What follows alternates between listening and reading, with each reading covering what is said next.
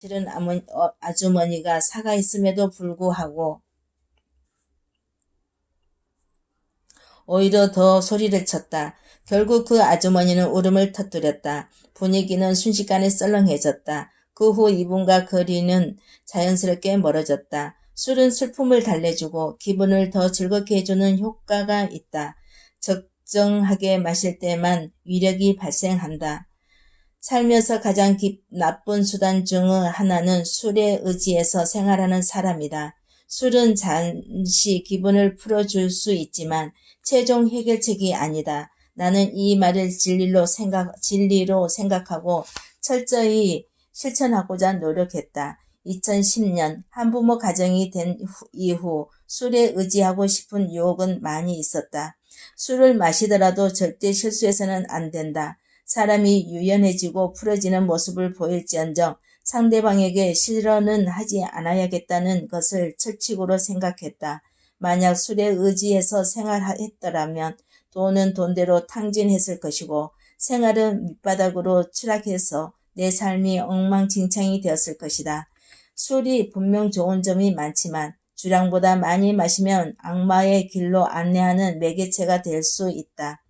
지식인이든 지식인이든 공인이든 술로 실수하는 사람을 보면 평소 그 사람에게 각인된 좋은 이미지는 손상받는다. 50대부터 자기 주량은 잘 관리해야 한다. 술을 주체할 수 없는 사람을 보면 수하게 보이기 때문이다. 술에 장사 없다는 얘기가 있듯이 주량을 과신하지 말아야 한다. 방송인 송혜 선생은 90세가 넘은 고령임에도 오랫동안 KBS 전국 노래자랑 사회자로 활동해 오고 있는데 예조가로도 저평이 나 있다. 재작년 비슬산 참꽃 축제에서 이분을 뵌 적이 있는데 식사를 30분 이상 오랫동안 했고 건강한 기운이 넘쳐 보였다. 술을 아주 좋아하는 예조가임에도 불구하고 평소 주량 관리를 잘 해왔다는 방증이다. 내가 아는 지인 한 분도 올해 80살인데 송혜 선생 못지않게 예조가다. 식사 때마다 소주 한 병을 마신다. 이분이 최근 건강검진을 한 결과를 알려줬는데 지방간이 조금 있는 수준 외에는 어떤 질환도 없다고 한다. 결과적으로 이분도 주량대로 마신다. 가음하는 일은 잘 없다. 100세 시대의 인생 후반기는 장거리 마라톤과 같다. 술을 통해 스트레스도 풀고 삶의 활력이 되는 도구가 되어야 하며 될 수 있으면 생산적인 수단이 되도록 활용하면 좋다. 말 많은 사람은 사기꾼 보듯 하자. 말이 많은 사람은 수다쟁이라 한다. 말이 없는 사람은 과묵하다고 한다. 말을 잘하는 사람을 달변가라고 한다. 나는 근본적으로 말이 적은 과묵한 내향적 인간이다. 다른 사람과 말을 섞은 것을 좋아하지 않고 말을 많이 하는 스타일도 아니다. 그러나 말을 하는 것은 상대적이다. 아무리 과묵한 사람도 가족이나 편한 친구에게는 말을 많이 한다. 내가 그랬다. 사람은 어떤 유행이든 간에 말을 많이 하는 욕구가 있다. 경청이 잘 안 되는 것도 근본적으로 인간의 말하는 욕구 때문이다. 하고 싶은 말을 참는다는 것은 인내심이 필요하다. 내공도 필요하다. 말은 많이 하는 것보다 적게 하는 것이 유리하다. 말을 많이 해서 문제가 되지 않고 하고 싶은 말을 못해서 문제가 되는 것을 잘 없기 때문이다. 이 사실을 알면서도 현실적으로 잘 안 된다.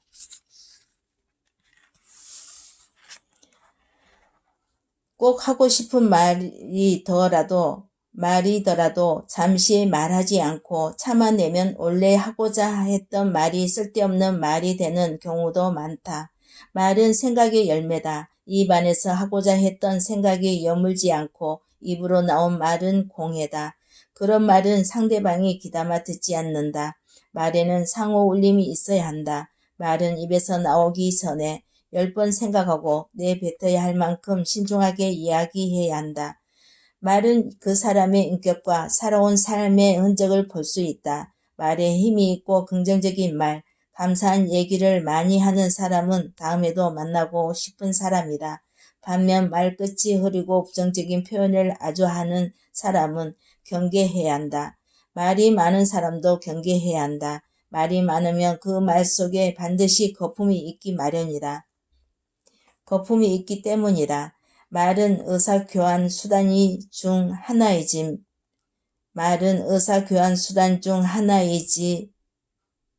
말로써 상대방 전부를 알 수는 없다.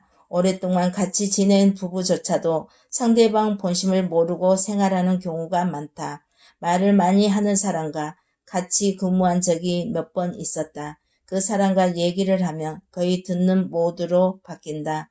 왕년에 내가 이런 사람이었다부터 시작해서 대부분의 하는 얘기가 자기 자랑이다. 그 사람과 같이 근무한 적이 없는 직원이 한 번은 그 사람의 능력이 대단하다라고 말했다. 당직을 같이 했는데 굳은 일, 힘든 일은 모두 그 말 많은 사람이 했다고 했다. 나는 즉답을 피했다. 하지만 그는 승진도 동기보다 더 늦었고 다만 평가에서도 하위 점수를 받았다. 박경철의 자기혁명에 보면 침묵은 가장 능동적인 대화다라고 말한다. 책 내용을 조금 언급하자면 침묵은 생각을 낳고 생각은 얼마든지 시간을 거꾸로 되돌릴 수 있다. 인간은 자신이 낳은 침묵의 세계와 자신이 들어갈 또 하나의 침묵의 세계 사이에 살고 있다. 나이가 들수록 말수를 줄이고 침묵해야 한다는 이유다. 태초에 침묵이 있었다는 말이 있다. 침묵의 힘은 위대함을 보여준다. 침묵에서 생각이 싹 튼다. 말이 많으면 생각의 틀이 안에 갇히기 쉽다. 내가 알고 있는 정보, 지식이 세상 전부가 아니다. 말이 많으면 그 속에 반드시 거품이 있음을 알아야 한다. 어머니는 살아계셨을 때 의료기기 행사장에 자주 가셨다. 그곳에서 의료기 무료 체험 등 다양한 레크레이션을 한다.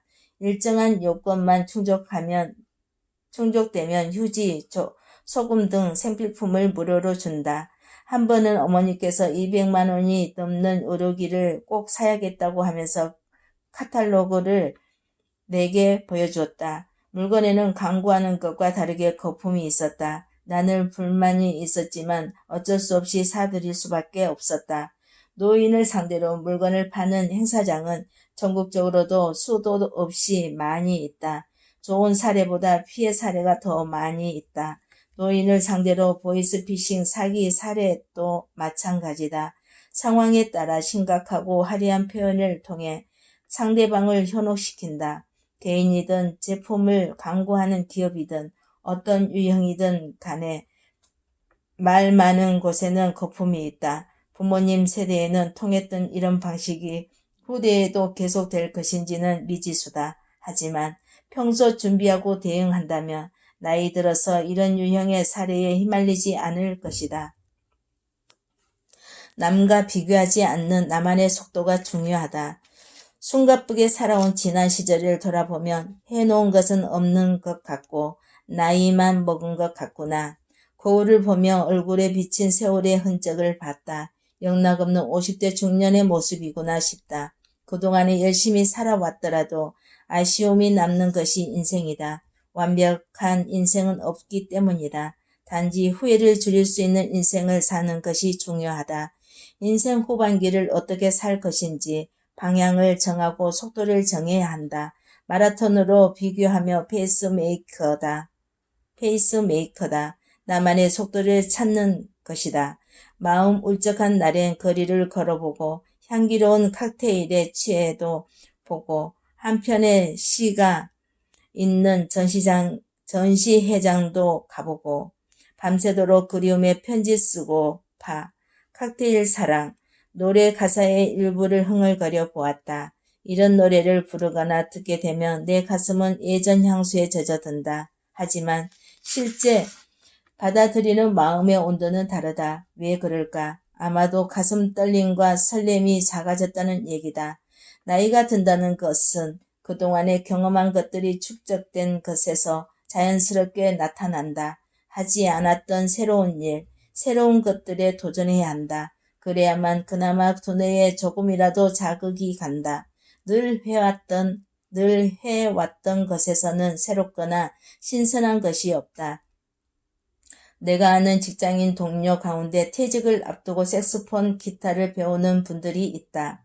악기를 배우며 퇴직 후 콘서트 또는 봉사활동이 가능하다. 자기 재능을 사회에 기부함으로써 이웃에게 사랑을 실천하는 삶을 살 수 있다.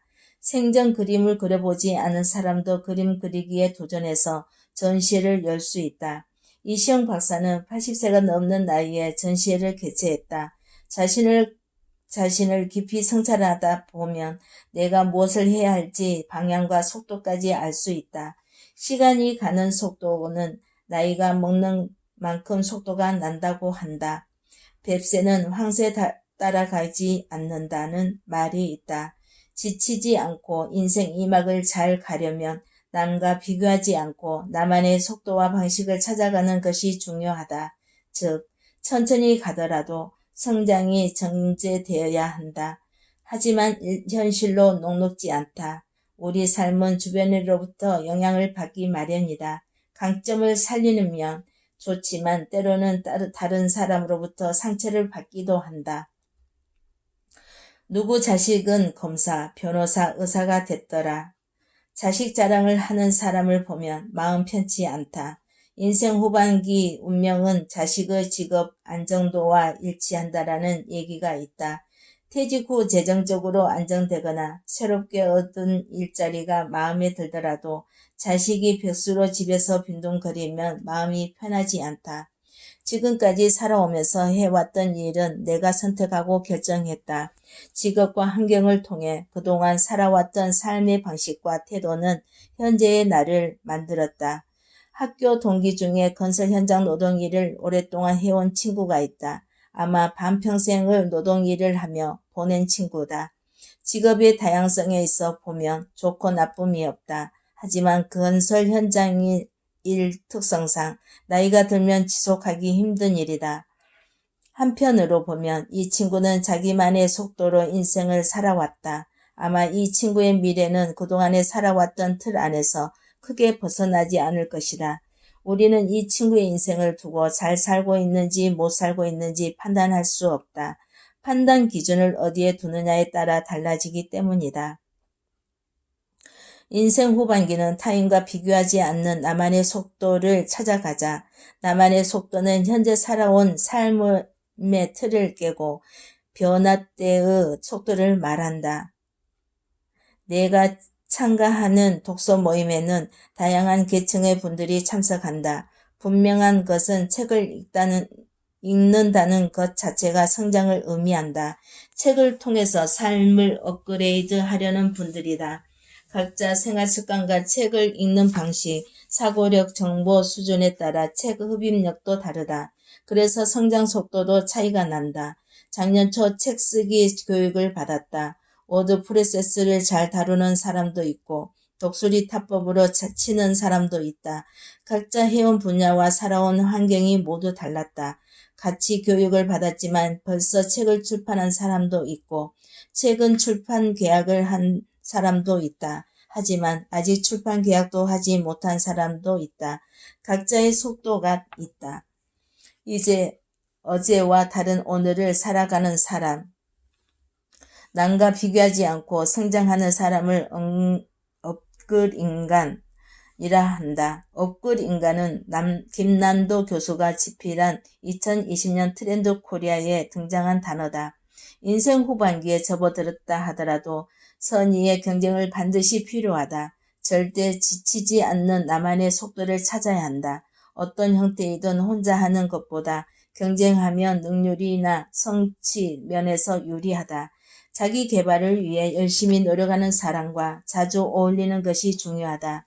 내 의지와 노력은 주변 사람과 영향을 주고받기 때문이다. 나는 인생 후반기 삶을 천천히 서두르기 하며 사는 것을 목표로 삼았다. 절대 지치지 않아야 한다. 자식 자랑에 주눅들지 않아야 한다. 같이 배웠던 자가 조금 더 잘 나가더라도 상처받지 않아야 한다. 그러기 위해 자존감을 높이고 내면의 근육을 올리자.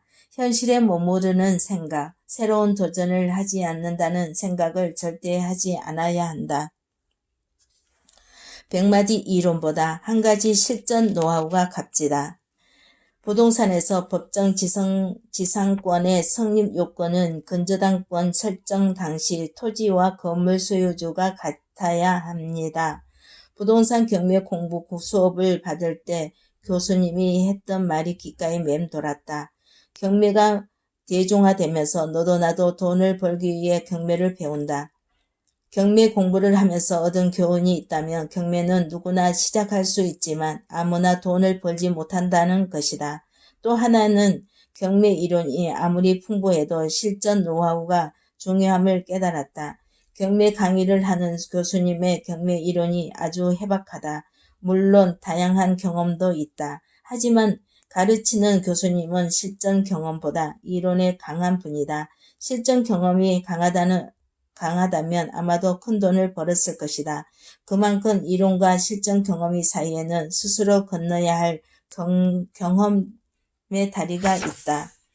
주식 투자의 밝은 명강사도 마찬가지다. 이분이 열변을 토해내는 재능은 강하지만 실제 수익을 올리는 것과는 별개의 문제다.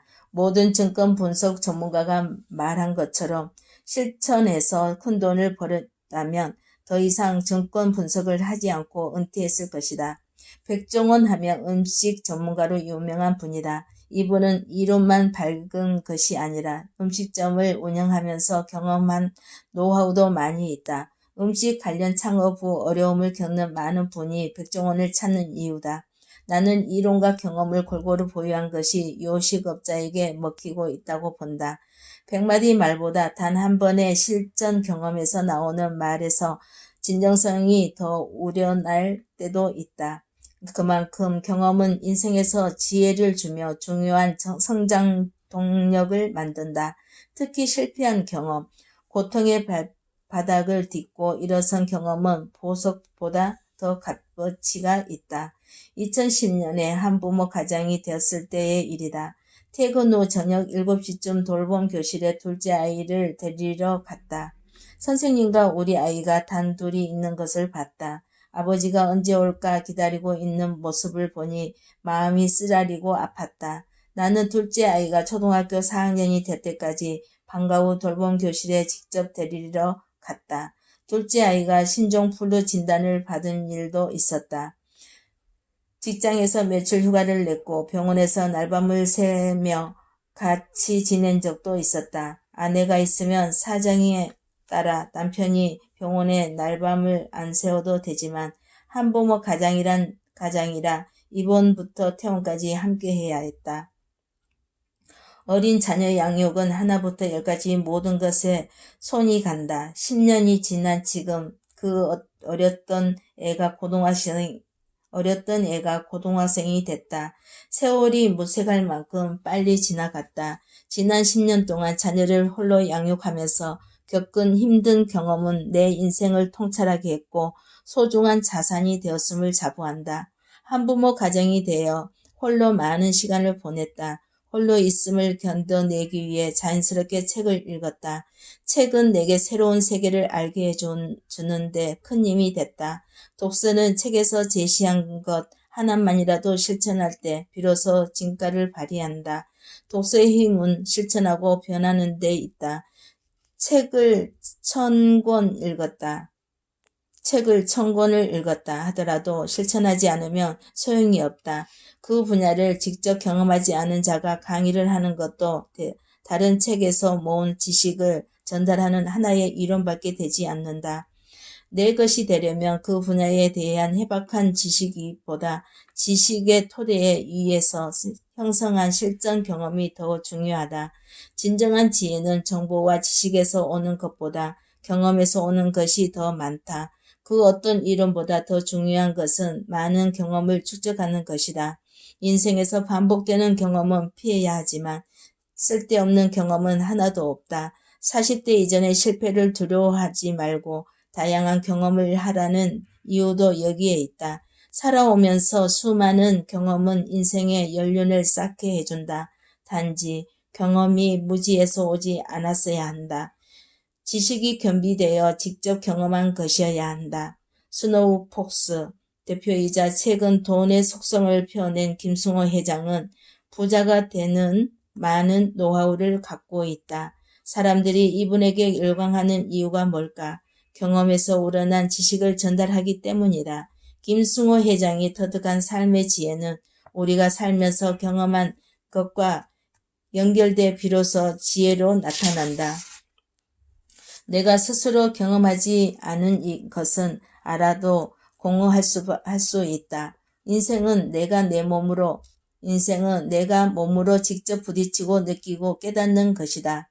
삶의 연륜과 깊이는 경험에서 온다.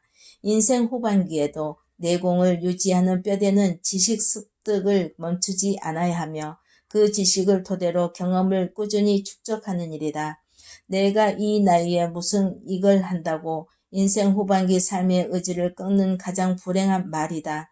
당당하게 도전하고 경험하는 것은 내가 살아있다는 증거다.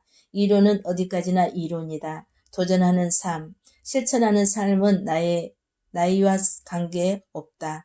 인생 후반기에도 다양한 경험을 축적해서 삶의 지혜로 연결하자.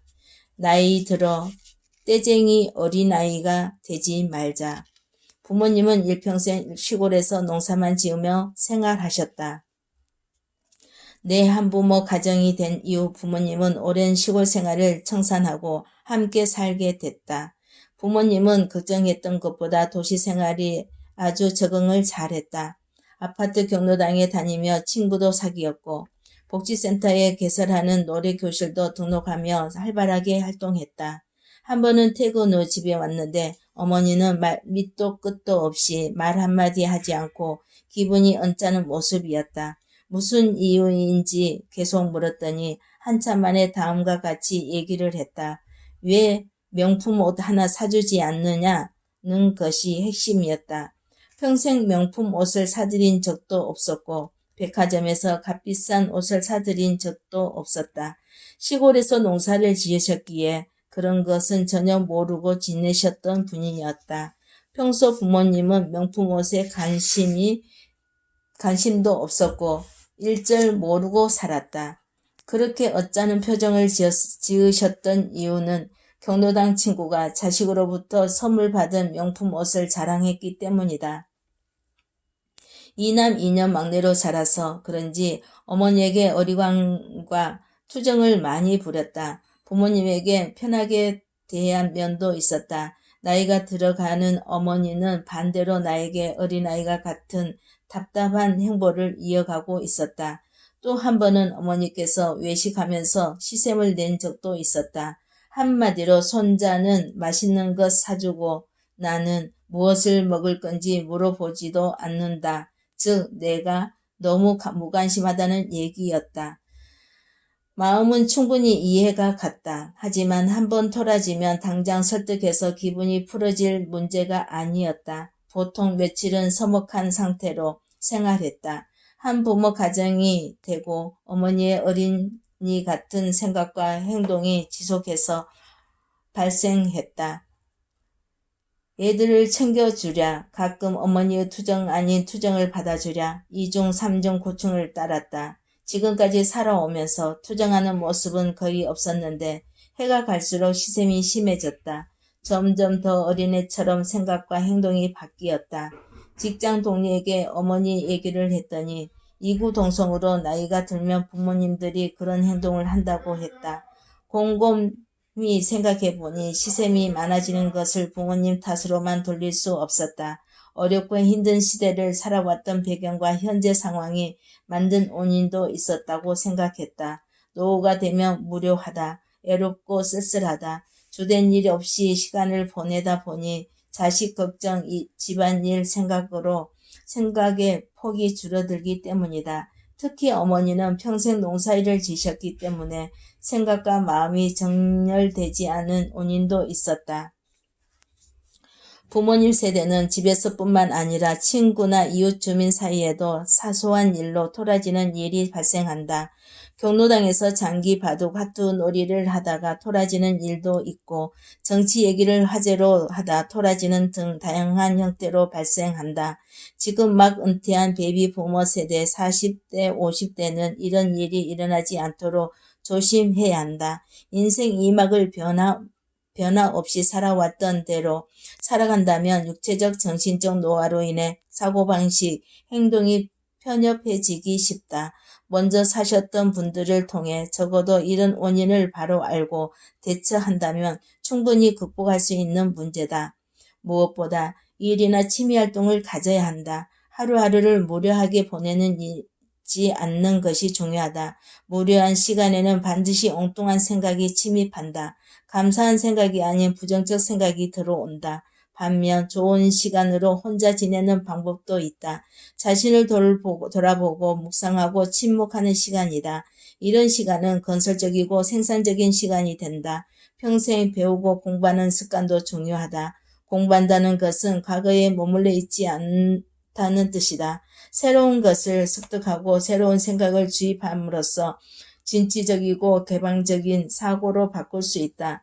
이화여대 명예교수이자 50년간 정신과 의사로 살아온 이근우 박사는 최근 나는 죽을 때까지 재미있게 살고 싶다 책을 집필했는데 3대 가족 13명이 한 집에서 살고 있어 화제가 됐다. 이 책을 통해 저자의 생활 방식과 행동을 알 수 있다. 이분의 삶에는 꼰대도 없고 시샘도 없어 보인다. 그는 지금도 여전히 하는 일이 있다. 30년 넘게 해외 봉사활동을 하고 있다. 한쪽 눈이 실명됐고 한병증이 와 있어도 늘 감사한 생각을 한다. 며느리, 자식, 손자들과 싸우는 일이 없다. 늘 열린 마음이다. 이근우 박사처럼 자기 일을 갖고 주도적으로 생활하는 액티브 시니어들에게는 어린아이처럼 생각하거나 행동하는 것은 없을 것이다. 인생 후반기는 진취적으로 생활하는 것이 중요하다. 어떤 생각을 하느냐, 어떤 사고를 가지느냐에 따라 달라진다. 배움을 통해 자기보다 젊은 사람과 소통하고 공감대를 확대해 나가야 한다. 배움을 멈추면 라떼는 말이야 꼰대가 된다. 배움을 멈추면 라떼는 말이야 꼰대가 된다. 잃고 먹을 종기, 더밍아웃, 창렬푸드, 해자푸드라는 말을 들어본 적이 있는가? 90년생들 이후 세대들이 표현하는 무수한 언어들 중 하나다. 임홍택이 펴낸 90년생이 온다를 읽으며 90년생 이후 세대들의 생각, 소비 등 전략 전반적인 상황을 이해할 수 있다. 90년생은 사회 주류층으로 부각되고 소비층으로 형성되고 있다. 이들을 모르면 사업 성공도 어렵고 리더로서 조직 관리도 어렵다는 말을 하고 있다. 결코 틀린 말이 아니다. 내가 근무하는 회사 조직에도 신세대로 급격한 세대 교체가 이루어지고 있기 때문이다. 우리나라의 세대 구분은 크게 6.25 전쟁 이전 시대, 이후 세대로 구분한다. 요즘 베이비 부모 세대 1955년에서 1964년, X세대 1969년에서 1979년, 밀레니엄 세대 1984년에서 1999년, Z세대 2000년에서 2009년의 4단계로 구분한다. 밀레니얼 세대에 있는 90년생은 또 다른 소비 트렌드를 형성하는 층이 된다.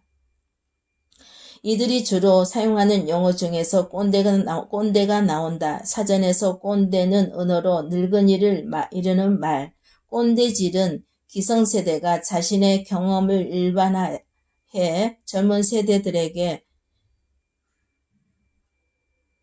어떤 생각이나 행동 방식 따위를 일방적으로 강요하게 이르는 말이다.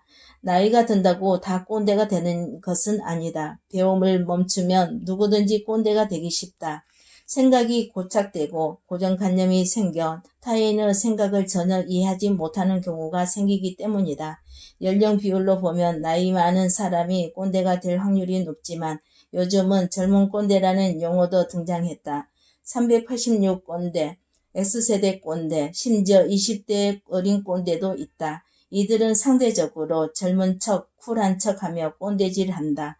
이러한 원인은 부모 세대, 우리 사회의 수직적 서열, 조직 문화로부터 받은 영향이 크다. 나이가 서열이 되고 군대, 학교, 선후배가 사회생활에 큰 영향을 주기 때문이다. 내가 왕년에는, 내가 너희 나이 때는, 내가 그 나이였으면, 내가 입사했을 때는 하며 회사 동료 또는 선후배와 술잔을 기울이다 보면 이 같은 문장으로 온갖 무용담이 오간다. 나이와 먼저 시작한 것이 모든 것에 우선되는 사회문화다. 내가 92년 입사할 당시는 직장 상사가 하늘같이 높았다. 상명하복 분위기였다. 요즘 시대 꼰대가 되지 않으려면 이러한 관행부터 바꿔야 한다. 수직적 리더십보다 수평적 리더십이 통한다. 내가 근무하는 조직에서 과거 사고에 머물러 팀 조직을 관리한다면 꼰대 소리를 듣기 쉽다. 사고의 틀을 유연하게 해야 한다. 본인이 알고 있는 지식이나 정보를 일방적으로 강요하는 행위는 지양해야 한다. 한부모 가장이 된 후 가족 구성원이 간에 유대관계를 높이기 위해 한동안 가족회의를 한 적이 있었다. 주말마다 두 아들과 친목을 다지고 애들의 정신적 성장을 돕기 위해 한 것이었다. 편하고 자유롭게 얘기하자는 취지였지만 나도 모르게 훈육하는 형태로 바뀌었다. 피자, 통닭 등을 시켜 먹으며 분위기를 발전시키려 했으나 아이들이 실증을 느끼는 것을 알게 되어 중단했다. 아무리 좋은 취지로 진행한다 해도 수직적인 강요로 받아들이는 상황이 되면 꼰대가 될 수 있다. 나이는 숫자에 불과하다라는 얘기가 있다. 이 말에는 양면성이 내포되어 있다. 나이가 든 사람이 무엇이든 배운다는 입장에서 본다면 좋은 뜻이다. 하지만 젊은 세대에게 우위를 확보하기 위해 나이를 팔아먹을 때가 있다. 나이 적은 후배가 자신에게 깍듯이 존대하지 않으면 기분 상해한다. 자기보다 어린 상사와 일하는 것을 불편해한다. 꼰대가 되지 않기 위해서는 스스로 쌓아온 나이의 힘을 버려야 한다. 대한민국 정신과 의사 이시영 박사는 나이가 들었다고 어디서든 대접을 받고자 하는 것은 스스로 미운 몇 살로 만드는 지름길이다. 라고 말했다. 이분은 나이의 대접을 받는다는 생각을 하지 않는다. 그래서 더 존경스럽다. 전 삼성전자 종합기술원 회장이었던 권 오현은 1952년생이다. 1992년 삼성전자에 입사한 후 한때 후배를 8년 동안 상사로 모시고 근무했다. 그는 어려운 조건 속에서 세상 이치를 깨닫고 많은 것을 배울 수 있었다고 했다. 애벌레에서 나비가 되듯 끊임없이 변신했다. 매년 70에서 100권의 책을 읽었고 인내심과 주인의식을 갖고 혁신했다. 그가 집필한 책 초격차에 언급된 내용이다. 이런 분에게 꼰대는 있을 수 없다. 과연 내가 80세가 돼도 꼰대가 되지 않을 자신이 있는가? 스스로에게 물어보자. 이시영 박사, 권